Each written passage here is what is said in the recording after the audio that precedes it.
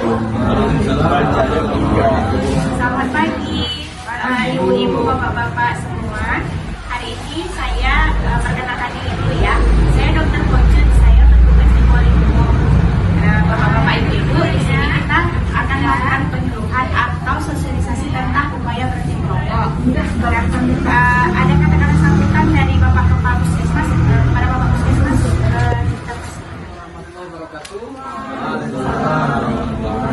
Puji serta sama-sama kita sampaikan kepada Allah Subhanahu wa taala. Selawat dan salam mari sama-sama kita hadiahkan kepada Nabi besar Muhammad sallallahu alaihi wasallam beserta keluarga dan para sahabat sekalian. Yang saya hormati Dr. Pucuk, Dr. Puja, Dr. Arinda, semoga seluruh staf saudara, para ibu, para undangan yang saya hormati. Hari ini adalah hari sosialisasi tentang upaya berhenti merokok. Nanti akan disampaikan oleh Dr. Pucuk. Nah, saya berharap kepada Bapak Ibu, ayo Pak, mulai hari ini kalau memang sudah kecanduan dengan merokok, bapak-bapaknya, Arisab ya, upayakan kalau bisa misalnya dalam satu hari satu bungkus misalnya. Kita jangan nggak bisa langsung total putus enggak. Tapi minimal dia usahakan ya setengah bungkus lah satu hari. Artinya rokok ini kan sangat-sangat berbahaya pada kesehatan kita, nanti akan dijelaskan oleh Dr. Pucuk. Jadi saya cuma berpesan kepada bapak-bapaknya nih ya, merokok boleh tapi janganlah di lingkungan tertutup di ruangan ya. Terutama kita perhatikan anak-anak di sekitar kita ya Bapak ya. Kalau masuk ini asap rokok ke dalam paru-parunya, ngendap, dia membentuk kuman dalam parunya, itu bisa berbahaya kepada si anak tersebut ya. Kemudian ibu hamil, ini bapaknya nih kalau ada istrinya hamil, enak tuh jangan di dalam ruangan tuh kan tutup tipis. Nah, apalagi kita mulai ya Pak, terus masuk ini asap rokok nih di dalam ruangan. Usahakan merokok jangan ada di dalam ruangan. Apa itu rokok? Pasti udah tahu semua ya. Mungkin ibu-ibu nggak merokok, tapi kan di rumah ada yang merokok, entah suaminya atau anaknya atau keluarga yang lain. Nah, di sini ada yang namanya perokok aktif dan perokok pasif. Perokok aktif itu orang yang mengkonsumsi rokok secara langsung. Sedangkan perokok pasif itu kita yang menghirup, Bu.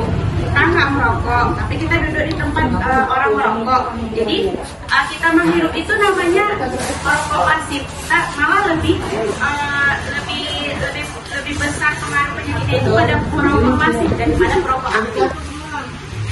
Nah, ini dia manfaatnya. Jadi Bu, kalau berhenti merokok itu banyak sekali manfaatnya. Dia tergantung jam-jamnya dan tergantung tahun. Kalau kita berhenti merokok 20 menit, tekanan darah, denyut nadi dan aliran darah tepinya langsung baik.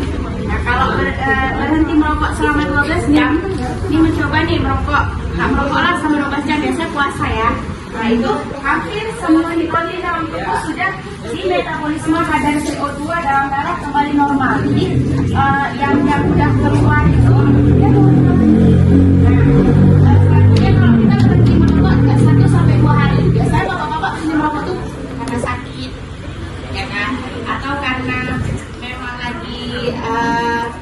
Nggak enak atau apa, nggak enak badan atau itu jarang merokok. Nah, kalau 1-2 hari tidak merokok, nikotinnya itu mulai tereliminasi, Bu. Jadi zat itu dulu mulai dia tereliminasi, lebih bagus tadi.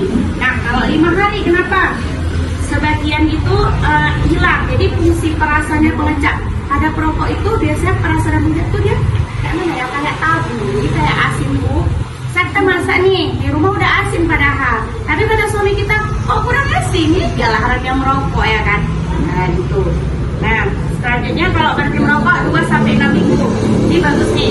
Jadi fungsi saluran nafas tuh, nah itu merokok, semua tuh kalau merokok, sistem saraf, sistem pusat, terus kayak sistem pernapasan berbau tuh. Jadi orang yang merokok itu biasanya kalau udah kena nikotin kurang ya berbau-bauannya. Misalnya kita udah bau busuk nih kan, kok dia mau kecium ya?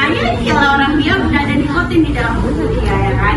Nah kalau 5 5 tahun resiko stroke-nya. Nah, kan kita yang sekarang usia muda udah stroke ya. Banyak kali yang usia 25 tahun udah stroke. Kawan teman saya usia 29 tahun dia udah stroke. Kenapa?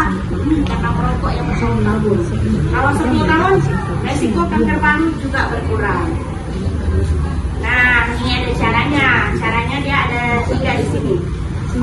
Cara pertama, hari ini merokok, besok langsung berhenti. Ini biasanya langsung paling, kalau memang prevalensi mengikuti langkah ini, biasa paling banyak. Hari ini merokok, tapi kita berkomitmen nih, berniat, besok langsung berhenti. Nah, itu cara pertama. Tapi ya memang terasa lah, namanya kadang-kadang kalau orang mati ini kan mulutnya asam lah, katanya yang inilah, yang itulah teringat ya. Cara kedua, jadi pengurangan. Misalnya hari ini kan 10 batang, besok 8 batang, besoknya lagi 6 batang, besoknya lagi 4 batang, besok lagi 2 batang sampai habis. Nah, secara pelan-pelan itu komitmen lagi, jangan sampai nanti udah berhenti balik lagi ke 10 batang ya kan. Yang ketiga, berarti merokoknya di jam-jamnya. Jadi di sini nggak ada kayak pengurangan merokok batang itu, tapi misalnya hari ini merokok pagi kan, bangun tidur tuh biasa orang laki itu langsung dari merokok ya kan bang. Nah, betul ya. Jadi merokok dulu dia, nggak usah sarapan, lama merokok dulu. Ya besok jangan jam 7 lah, jam 9. Besoknya lagi, oh jangan jam 9, jam 11. Besoknya lagi jam 1 sampai habis. Ya itu dia cara ketiga ya. Nah ada tipsnya di sini, tipsnya ada 4. Lakukan olahraga, di sini olahraga banyak. Nah nanti kita juga ada terakhir kali teknik acupressure yang saya akan sampaikan. Terus minum air, kalau pengen merokok nih, minumlah airnya, kenyang tuh. Yang ketiga, menunda keinginan merokok. Misalnya contoh tadi kayak makan permen atau pergi kemana atau kemana. Pokoknya jangan ingat-ingat lah si rokok tadi itu. Sama menarik nafas dalam. Siapa yang merokok? Pengen aja merokok, tarik nafas, keluar. Itu salah satu menunda untuk merokok juga. Nah, ini dia ada 7 tipsnya berhenti merokok ya. Yang pertama nekatnya, niatnya. Nah, jadi kan ibu-ibu, saya memperkenalkan ini untuk apa? Jadi kita nanti buka pelayanan upaya berhenti merokok. Jadi kalau ibu-ibu nanti bilang sama suaminya atau bapak-bapak di sini, boleh kita tekankan, nanti kita konseling seminggu sekali kah, 2 minggu sekali kah. Jadi sama dokternya kita langsung berperan. Bapak, ini kita di bulan ini kita harus berhenti merokok sekian. Targetnya sampai berhenti merokok. Ya. Ini yang kedua, merokok dengan pengurangan tadi Bu, yang kayak saya bilang 8, 6, 4, gitu ya. Nah yang ketiga, kenali waktu situasinya di mana saya merokok. Contoh, orang laki itu biasa merokok di mana? Kamar mandi.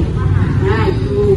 Jadi kalau ada dekat niat dari hati tuh, jangan merokok lagi di kamar mandi. Nah, atau lagi menunggu sedang, aduh suntuk kali ini ya, merokok ya kan Bu. Nah gitu. Jadi ingat aja, nggak usah. Pokoknya di pikiran jangan merokok gitu.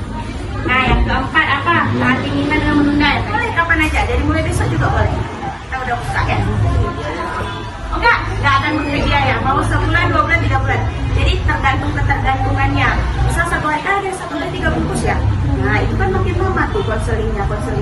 Tapi kalau memang dia niat tekad mudah, insya Allah 3 bulan udah nggak merokok lagi. Tapi harus ada komitmen antara si dokter sama si pasien tadi. Caranya kalau BPJS, oh ya kayak biasa daftar, nanti di poli, nanti kita ke ruangan konseling kita sendiri. Mana tahu kawan-kawan ini enggak kawannya, kawan suami enggak Bu. Oh ya bagus. Ada lagi yang mau ingin dipertanyakan?